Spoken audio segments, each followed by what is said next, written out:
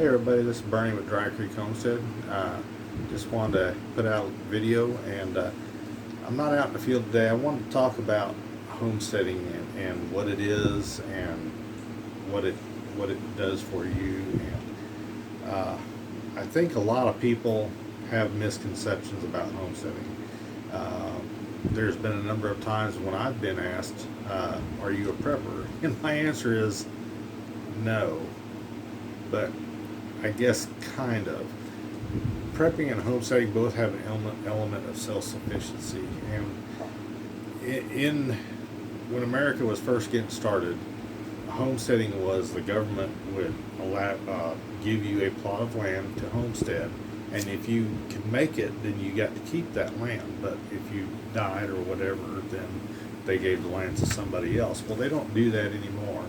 And so I was looking for a modern definition of homesteading, and I found one on Wikipedia, and it says homesteading is a lifestyle of self-sufficiency characterized by sustainable agriculture, subsistence agriculture, which is growing your own food, home preservation of food, small-scale production of textiles, clothing, and craft work. And that's Wikipedia's definition. And it sounds simple, but it's really not, especially when you're talking about the self-sufficiency part of it. You can't be, or it would be awfully hard to be completely self-sufficient. You're always going to have to rely on somebody for something, because if all you did was produce your own food, that's all you would do all day long.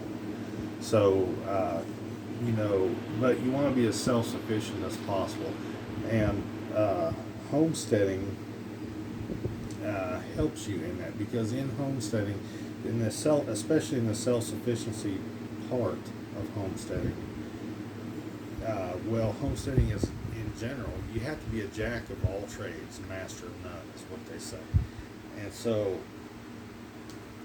it's not just, homesteading is not just, we picture, when we talk about homesteading, we picture the guy that's got a vegetable garden, and he's got his chickens and pigs and cows and sheep and goats and whatever else.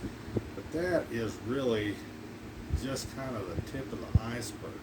There are so many skill sets that you need to get to that point, that it's not just as simple as, I heard a politician once say, "Oh, farmers, all you have to do is put a seed in the ground and it grows." You have to be smart to be a farmer, and nothing could be further from the truth.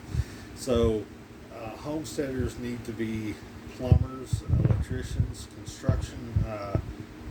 They need to have working knowledge of construction, carpentry, and that sort of thing. You have to be a designer, a mechanic, an engineer, a blacksmith. You have to be part soil scientist, plant scientist, food scientist, entomologist, animal scientist, animal nutritionist, a veterinarian.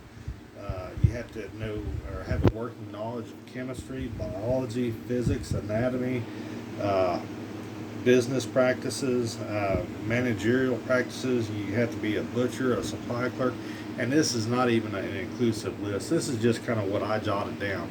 But you can see how many different skill sets there are in homesteading, and like I said, that's not even an all-inclusive list.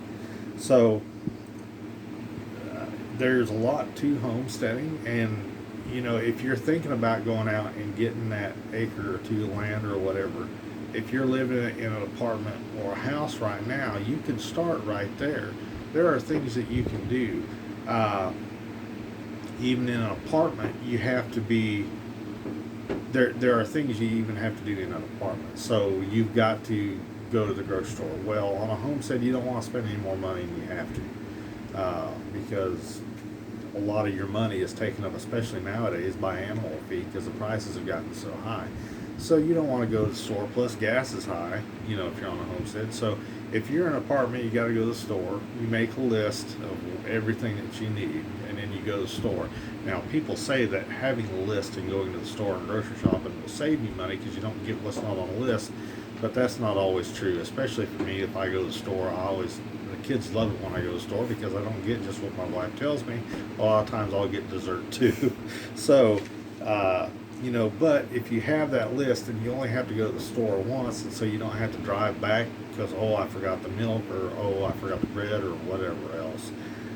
So, you know, but that is a skill, you know, because if you're living on a homestead, a lot of times you're not in town. You're on the outskirts of town, or at least in a suburb. And so driving to a grocery store would get expensive, especially with gas at $4 a gallon. So, you know, that's one way you can start. I've heard and I watch, I don't know if I'll get in trouble for saying their name on it, but the homesteading family, Josh and Carolyn. And one of the things that they say, oh, is grow a tomato or something on your patio, and that's great. But I would say, I would add this to that. I would not go buy potting soil and put a tomato in it and grow it. Anybody can grow a tomato in potting soil, especially nowadays, because they put everything in the potting soil, you know, and a lot of it is even water smart nowadays. I would go to a box store and get the crummiest bag of topsoil you can find and amend it yourself with compost or, you know, organic fertilizers or what you need. If you can do that, then that's going to be more close to what a piece of property would be like.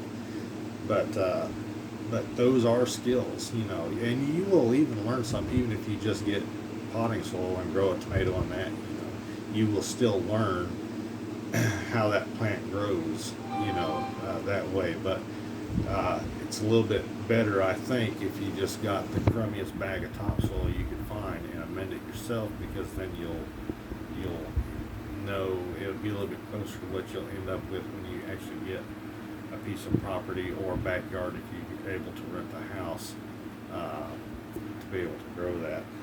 But there's all these different skills, and you don't have to be, like I said, you're a jack of all trades, a master of none. You don't have to have a bachelor's degree in each one of these skills that I just mentioned, and it's not even an inclusive list of skills. But a working knowledge of all of them will help you on your homesteading journey. You know, even if you live in an apartment, plumber, well, okay, your sink starts leaking. Well, you can fix your sink. You know, it's not that hard, and especially nowadays with YouTube. You know, used to back in the old days, you know, when I was a kid growing up in the 80s, you'd have to read a book because YouTube didn't exist. You know, it's before cell phones and caller IDs, way back in the day. Doesn't seem like that, but it is. It's what it was, you know. So you would have to read a book, but nowadays you don't. You can watch YouTube. There's a lot of different videos you can watch out there. Like I said, I think I'm going to do a complete series on different things that you can do and to get ready for your homesteading journey, you know. And so this by no means will be an all-inclusive list, but we'll get as much as we can. So, all right,